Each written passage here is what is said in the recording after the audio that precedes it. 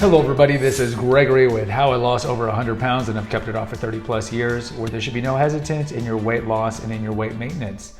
Today we're gonna tackle the question of whether or not petrifying fear of regaining your weight is a good thing or a bad thing.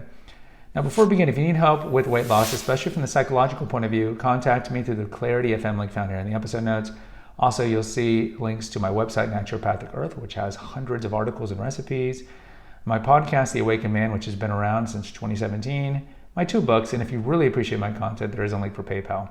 I talk about it in the early episodes of Reflections of a Weight Loss Warrior, which is one of my 2 personal playlists here, along with Confessions of an Obese Child, that immediately after losing my weight, and this is in the early 90s, I had an overriding, petrifying fear of regaining my weight.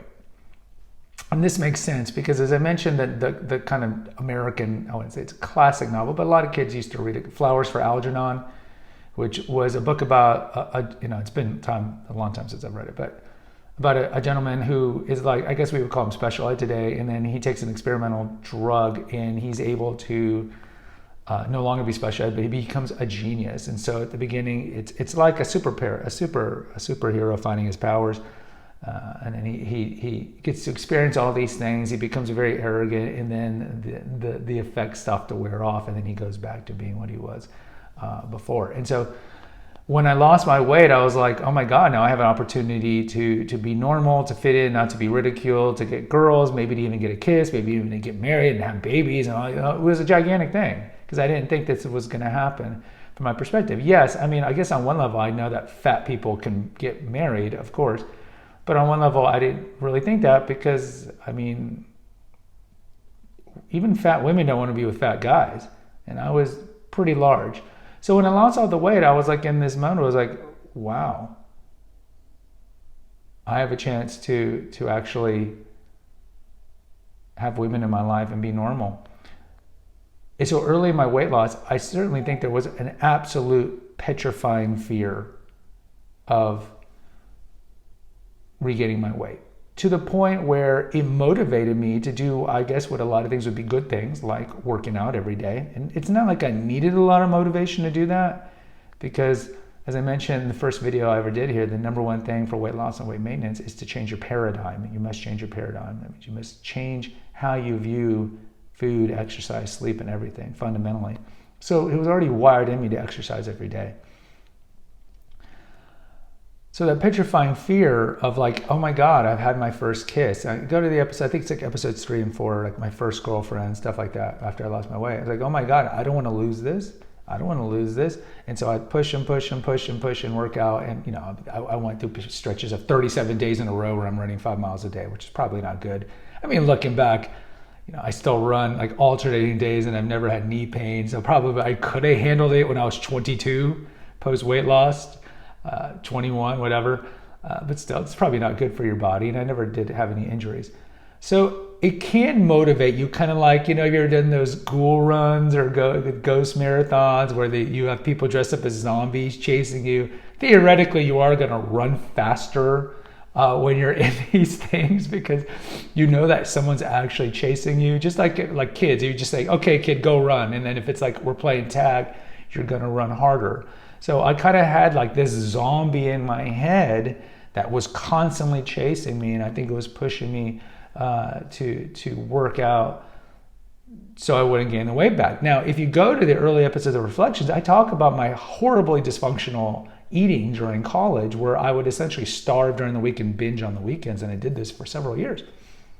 So I guess in that regard, the petrifying fear wasn't pushing me enough to really alter fundamentally my eating to something that was good and balanced.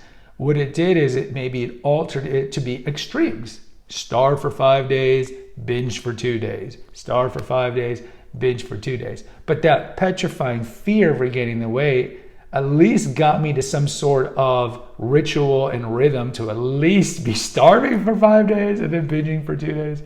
I don't know, but it definitely caused that. And it was several years until I got into normal eating patterns. Now, how can a petrifying fear of regaining weight be bad for you? Well, we just talked about the good things. I mean, it's probably going to make you work out. It's probably going to make you eat better and sleep better. But of course, it can lead to horrible eating disorders. And Certainly, a binge fast, kind of like I did in my college years, is bad. But we're talking about the real bad ones like bulimia nervosa, anorexia nervosa, and things like that. So you can see, and this, we think about women mostly doing this, but certainly men can do this as well. But we see people who just stop eating, completely. And the medical term anorexia just means literally lack of appetite. The prefix a means lack of. Anorexia is appetite, so lack of appetite. So if you ever want to freak out, like your family or whatever, like, how are you doing today? Oh, I'm anorexic. What? You're anorexic? That just means you're not hungry. But we don't want to go down the road of anorexia nervosa, which is probably the most insidious of the eating disorders. I think the rate it's the most difficult one to cure. And I don't want to get the number wrong, but it's disproportionate amount of people with anorexia are never fully cured of it. Whereas bulimia nervosa, binge eating disorder, some of the other ones, orthorexia, have a better chance of being cured. But either way, we don't want to go down that road. We don't want to go down that road to the point where we're starving or we have severe body dysmorphia where we look in the mirror and we see somebody that's clearly not us, because that's going to lead you to go into really bad disordered eating. So in closing, it's like fire, what they say about fire. It's a useful servant, but a dangerous master. And it's the same thing. So a fear of regaining your weight will help, because we know the large majority of people who've lost a lot of weight through crash dieting regain it because they don't change their paradigm. So you can certainly use it as a motivating factor. Like, hey, I can fit in these clothes and guys are giving me attention, or blah, blah, blah, blah, blah, blah, blah.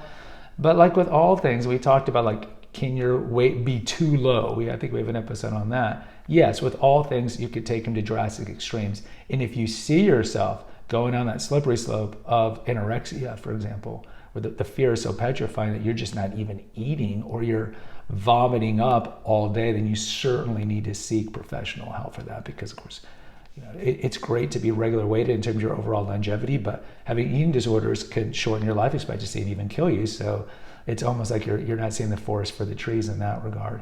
And so yes, weight loss is great, but it's even better than weight loss, being alive in general. And so we don't want to go down the road of severe eating disorders.